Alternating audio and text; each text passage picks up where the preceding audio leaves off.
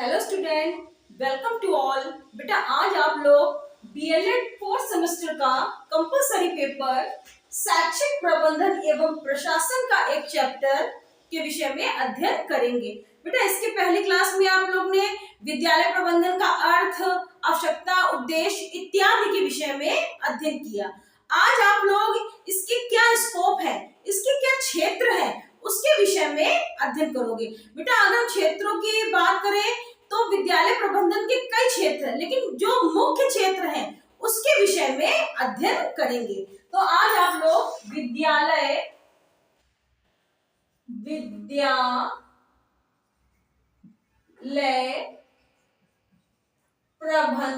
प्रबंधन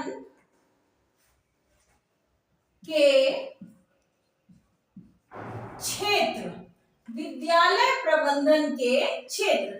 बेटा विद्यालय प्रबंधन जिनके माध्यम से विद्यालय का संचालन होता है, नियंत्रण होता है और इनका विकास होता है, मतलब इसी के माध्यम से हम सारी चीजों को करने में समर्थ होते हैं। जब तक हमारा मैनेजमेंट सही ढंग से सही दिशा की ओर नहीं होता है तो हमारा प्रबंधन सफलतापूर्वक नहीं हो सकता है। तो बेटा इसके कुछ 7 क्षेत्र हैं जिनके विषय में मैं अध्ययन करने जा रही हूँ। बेटा उनमें से 4 क्षेत्रों के विषय में मैं इस लेक्चर के पार्ट 1 में और अगले जो 3 बचेंगे वो सेकंड लेक्चर में मैं अध्ययन कराऊंगी। तो बेटा अगर हम इनकी क्षेत्रों की बात करें तो सबसे पहले नंबर में आता है शैक्षिक क्षेत्र। शैक्षिक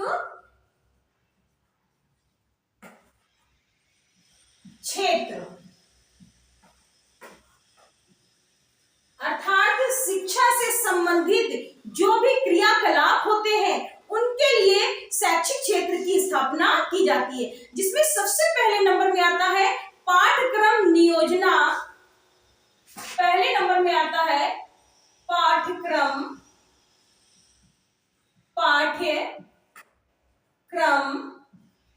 नियोजन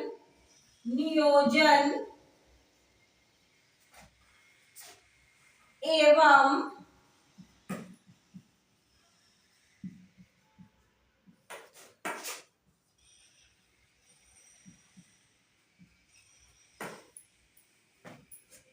पाठ्यक्रम नियोजन एवं विकास, मतलब कि जब हम शिक्षा से संबंधित चीजों की शुरुआत करते हैं तो पाठ्यक्रम का नियोजन करते हैं और जब हम पाठ्यक्रम जिस स्तर का बच्चा है उसके हिसाब से हम पाठ्यक्रम का नियोजन करते हैं। और इसके बाद बेटा जब हम सही ढंग से सही क्रम में पाठ्यक्रम का नियोजन कर लेते हैं उसी बच्चों के स्तरानुकूल, तो उसी हिसाब से उनका डेवलपमेंट भी होता है। अगले नंबर में आता है शिक्षण अधिगम। सेकंड नंबर में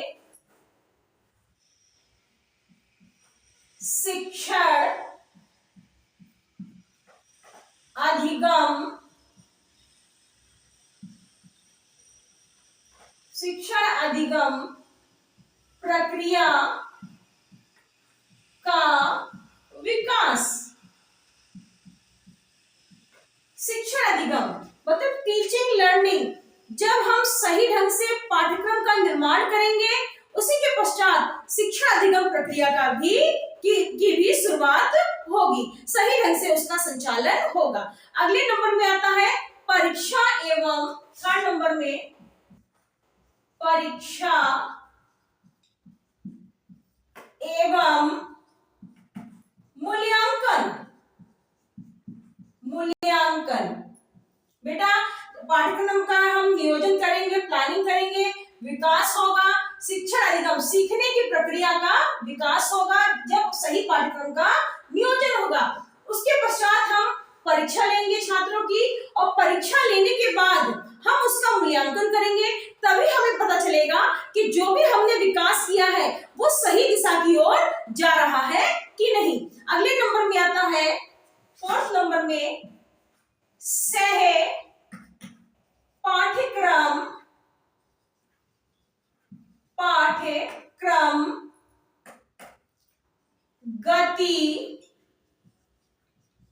विधियां।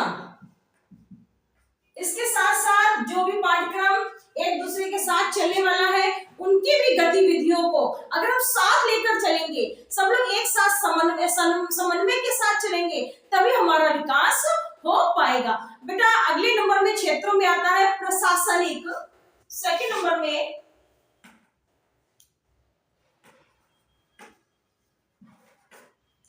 प्रशासनिक क्षेत्र।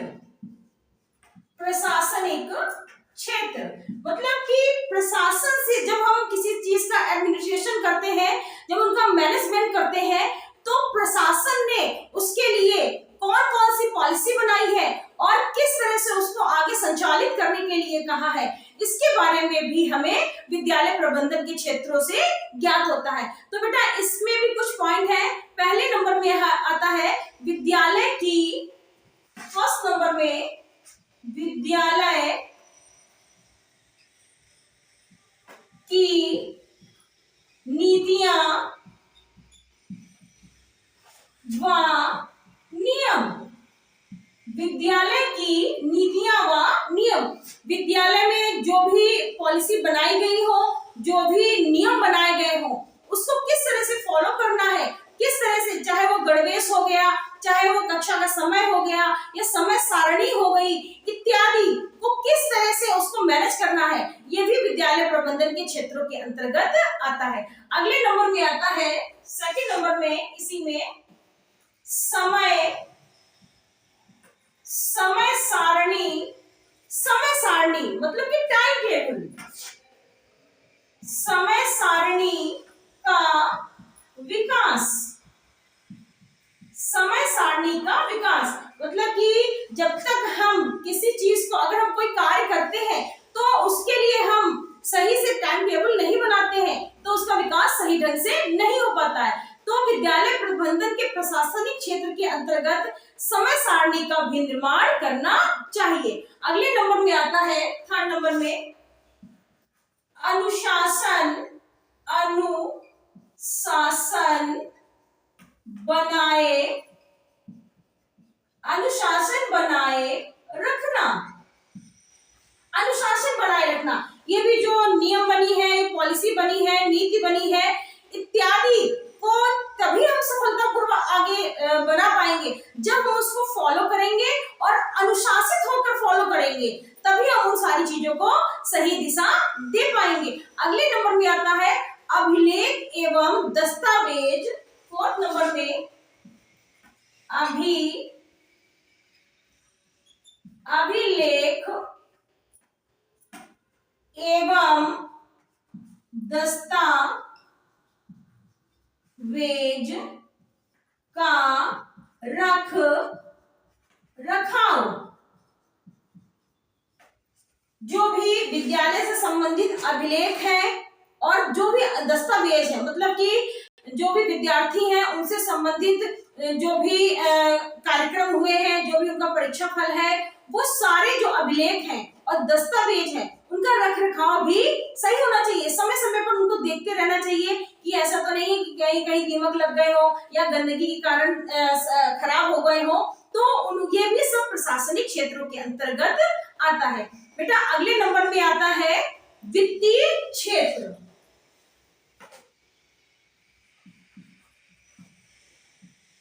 वित्तीय क्षेत्र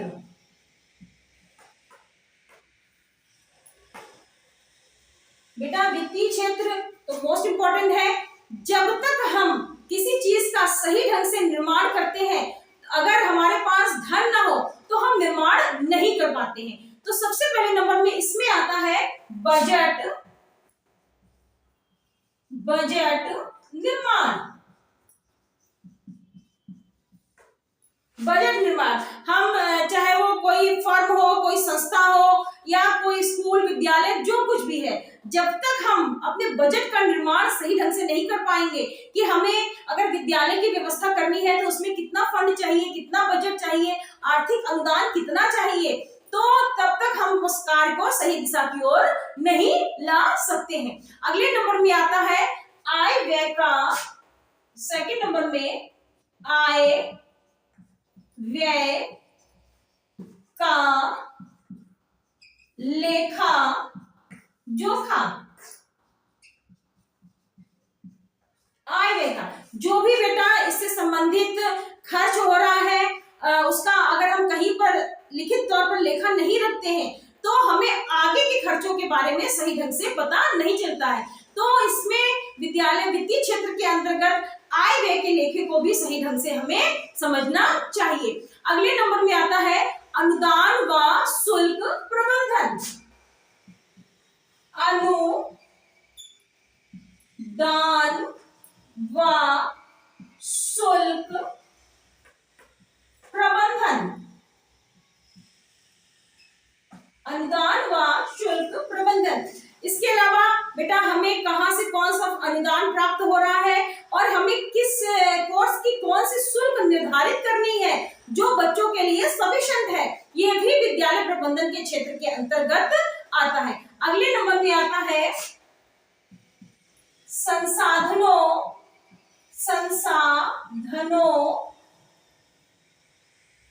का उचित उपयोग।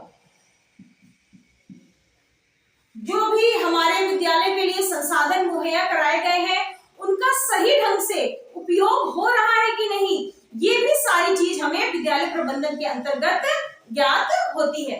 तो बेटा अगले नंबर में आता है भौतिक संसाधन क्षेत्र। फोर्थ नंबर में भौतिक संसाधन क्षेत्र। भौतिक संसाधन जो भी हमें मानव द्वारा निर्मित चीजें प्राप्त हुई हैं, उनसे जो रिसोर्सेस प्राप्त हुए हैं वो सही ढंग से हमें मिल रहे हैं कि नहीं, उसमें क्या क्या निर्माण करना चाहिए, ये भी हमें विद्यालय प्रबंधन के क्षेत्रों के अंतर्गत ज्ञात होता है। जिसमें सबसे पहले है भवन, कक्षा, प्रयोगशाला, भवन, कक्षा,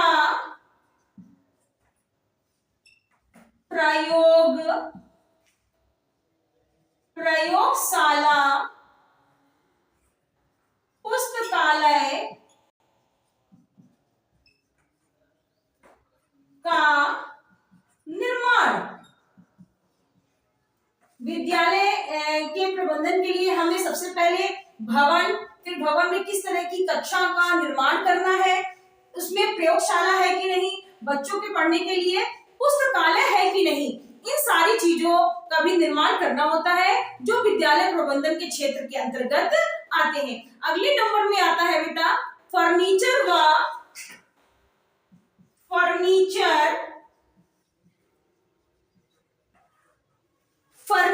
मतलब कि जो भी विद्यालय में फर्नीचर लगने हो, फर्नीचर व शिक्षण सामग्री। विद्यालय में या किसी फैक्ट्री या फर्म का निर्माण कर रहे हैं तो कौन से फर्नीचर लगने हैं, ये भी विद्यालय प्रबंधन के क्षेत्र के अंतर्गत आता है। इसके अलावा जो भी टीएलएम लगना हो, शिक्षण सामग्री लगनी हो।